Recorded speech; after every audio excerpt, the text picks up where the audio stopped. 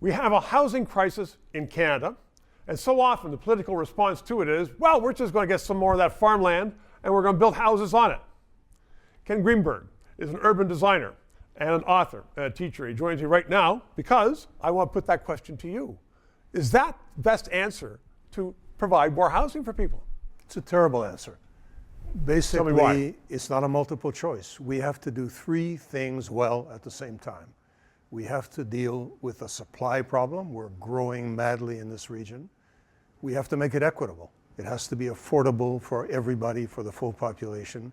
And we have the existential challenge of climate change. And we've got to grow in a way that addresses all three. So let's just deal with, though, the supply, because it's in Vancouver and Toronto and Montreal, many urban centers. They just say, okay, well, let's expand outwards. There's farmland out there.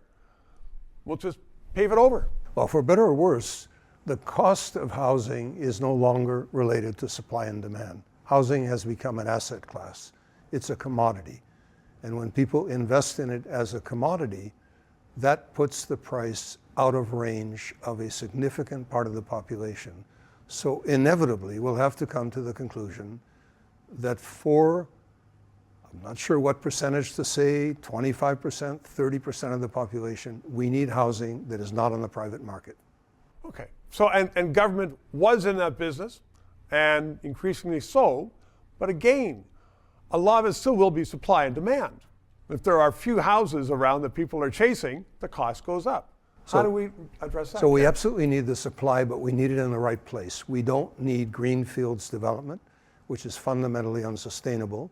And we don't need hyper tall development, which is also fundamentally unsustainable. What we really need is a full range of housing in the areas where we've already invested sunk capital, referred to sometimes. What does that mean, the full range then? What do you mean by that, Ken? Something sometimes referred to as the missing middle.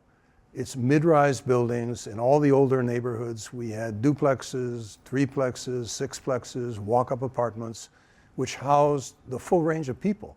Senior citizens, young people, young couples, young families, all living together so people could age in place in their communities.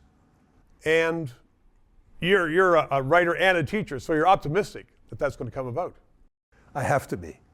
I am a practitioner. I build places. I work with the private sector. I work with the public sector.